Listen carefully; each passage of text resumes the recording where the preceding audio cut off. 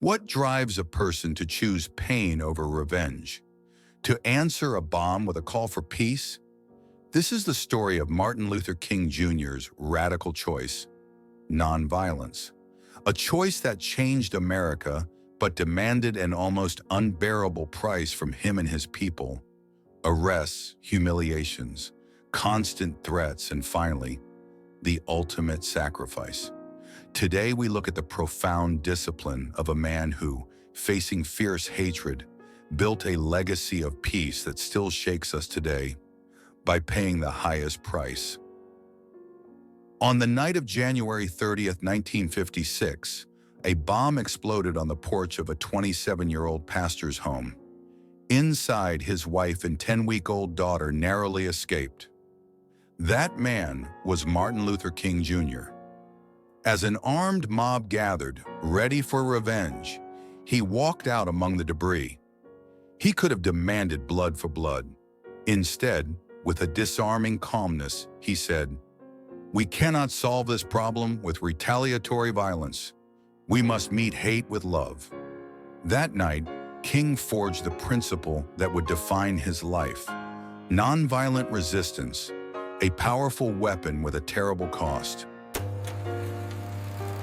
It all began in December 1955.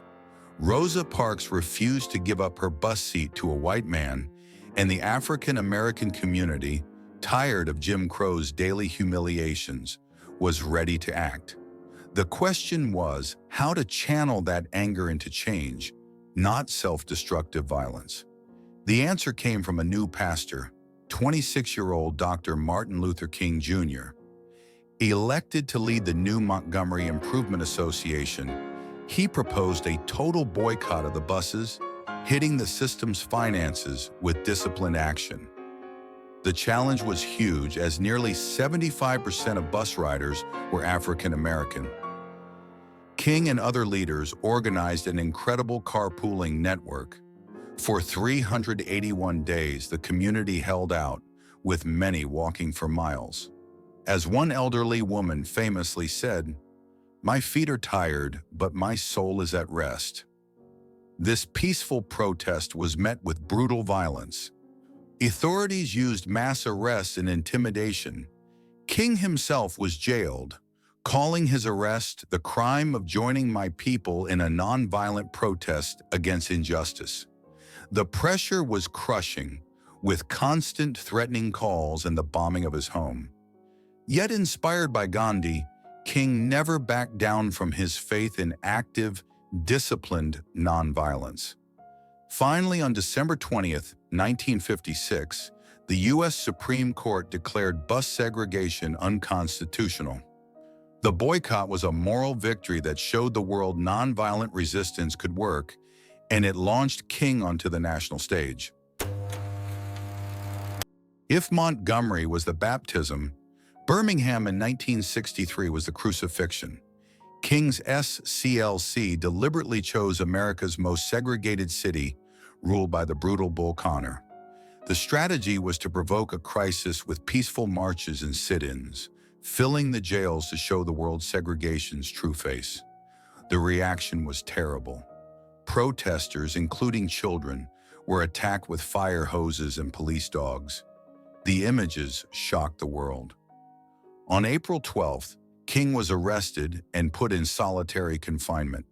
There he read a statement from 8 white clergymen who called his actions unwise and untimely, urging him to wait. Wounded by their criticism, King penned one of the 20th century's most powerful texts, the letter from a Birmingham jail. Writing on newspaper margins and toilet paper, he laid out his philosophy. To the charge of being an outside agitator, he responded, "Injustice anywhere is a threat to justice everywhere." To their call to wait, he replied with pain, "This wait has almost always meant never." He explained that breaking an unjust law must be done openly, lovingly, and with a willingness to accept the penalty, to awaken the conscience of all. He fiercely criticized the white moderate, calling them a greater stumbling block to freedom than the Ku Klux Klan. The letter is a universal manifesto on justice, proving that moral strength cannot be chained. After his release, the price grew higher. His influence made him a target of his own government. J. Edgar Hoover's FBI launched COINTELPRO, a secret campaign of surveillance and defamation to destroy his reputation. Death threats became daily reality. After JFK's assassination, he told his wife Coretta, "This is what is going to happen to me also. I keep telling you, this is a sick society." And yet he didn't stop. His vision broadened to denounce not only racial injustice, but also economic injustice in the Vietnam War, which cost him many allies. In the spring of 1968, he went to Memphis to support striking African-American sanitation workers. He was exhausted, but felt it was his duty. On the night of April 3rd, in a speech that became his spiritual testament, his voice trembled. With an almost otherworldly serenity, he said, "I've been to the mountaintop, and I've seen the promised land. I may not get there with you, but I want you to know tonight that we, as a people, will get to the promised land." The next day, on the balcony of the Lorraine Motel, a bullet struck him. Martin Luther King Jr. died at just 39 years old. His death, a tragic paradox, unleashed a wave of anger and riots in over 100 cities. The story of Martin Luther King Jr. leaves us with a question: would we be willing to pay such a high price for our beliefs? His ability to absorb hatred without returning it is a powerful lesson. If this story touched you, subscribe and hit the bell for more stories of courage. And let us know in the comments what aspect of King's life struck you the most. Martin Luther King Jr. chose nonviolence, knowing it would cost him everything. His greatness lies not just in his dream, but in the discipline with which he endured pain to avoid inflicting it. He proved there is a force more powerful than violence, the strength of a soul that refuses to hate. His legacy is not carved in marble, but in the progress he fought for and the constant call to our conscience.